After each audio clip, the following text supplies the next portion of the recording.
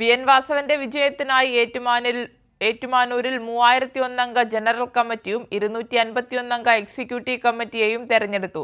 കേരളത്തിൽ ഭരണവിരുദ്ധ വികാരം ഇല്ലെന്നും ഇടതുപക്ഷം വീണ്ടും അധികാരത്തിലെത്തുമെന്നും NCP ദേശീയ വർക്കിംഗ് പ്രസിഡന്റ് PC ചാക്കോ പറഞ്ഞു. ഏറ്റുമാനൂരിൽ LDF തെരഞ്ഞെടുപ്പ് കൺവെൻഷൻ ഉദ്ഘാടനം ചെയ്ത് സംസാരിക്കുകയായിരുന്നു അദ്ദേഹം.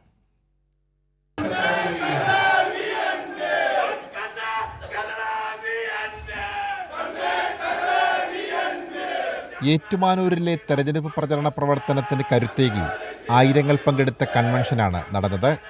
കേരളത്തിൽ ഭരണവിരുദ്ധ വികാരമില്ലെന്നും ഇടതുപക്ഷം വീണ്ടും അധികാരത്തിലെത്തുമെന്നും ഏറ്റുമാനൂരിൽ നടന്ന കൺവെൻഷൻ ഉദ്ഘാടനം ചെയ്ത PC ചാക്കോ പറഞ്ഞു. 10 വർഷക്കാലം ഭരിച്ചു കഴിയുമ്പോൾ സ്വാഭാവികമായി നമ്മൾ സാധാരണ പറഞ്ഞു കേൾക്കുന്ന ഒരു വാക്കുണ്ട്, ഒരു ഇൻകംബൻസി ഫാക്ടർ. ആരായാലും എത്ര നന്നായിട്ട് ഭരിച്ചാലും ഒരു ഇൻകംബൻസി ഫാക്ടറൊക്കെ ഉണ്ടാകും. അത് ആ ഒരു സംഭവം ഇന്ന് ഇടതുപക്ഷ മുന്നണിയുടെ മുൻപിലില്ല. കേരളത്തിൽ ഭരണവിരുദ്ധ വികാരമില്ല. ഈ സന്ദർഭം നമ്മൾ ഏറ്റവും കൂടുതൽ സന്തോഷിപ്പിക്കുന്നതാണ്.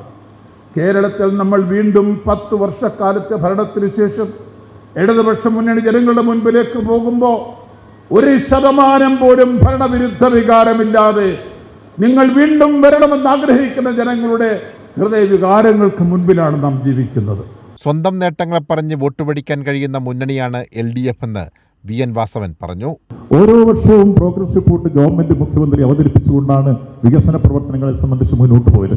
സമാനതകളില്ലാത്ത വികസനക്ഷേമ പ്രവർത്തനങ്ങൾ ബഹുമാനപ്പെട്ട മുഖ്യമന്ത്രിയുടെ നേതൃത്വത്തിൽ കേരളത്തിൽ നടപ്പാക്കാൻ കഴിഞ്ഞു എന്ന ഏറ്റവും നല്ല ചാരിതാർത്ഥ്യത്തോടു കൂടിയാണ് ഈ ഗവൺമെന്റ് വീണ്ടും ജനങ്ങളെ അഭിമുഖീകരിക്കുന്നത്. ഒരുപക്ഷെ ഇത്രയധികം വികസന പ്രവർത്തനങ്ങൾ നടപ്പാക്കിയ ഒരു ഗവൺമെന്റ് ഇതിനു മുമ്പ് Keralam ഭരിച്ചിട്ടില്ല.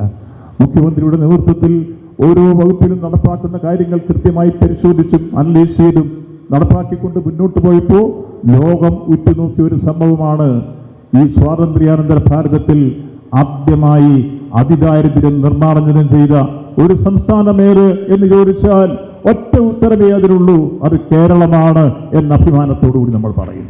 KI Kunjachan election committee പ്രസിഡന്റും KN വേണുഗോപാൽ സെക്രട്ടറിയുമായുള്ള 3001 അംഗ തെരഞ്ഞെടുപ്പ് കമ്മിറ്റിയെ കൺവെൻഷൻ തെരഞ്ഞെടുത്തു. തുടർന്ന് തെരഞ്ഞെടുപ്പ് കമ്മിറ്റി ഓഫീസിൻ്റെ ഉദ്ഘാടനവും നടന്നു. ഏറ്റുമാനൂർ പേരൂർ കവലയ്ക്ക് സമീപമാണ് കമ്മിറ്റി ഓഫീസ് തുറന്നത്.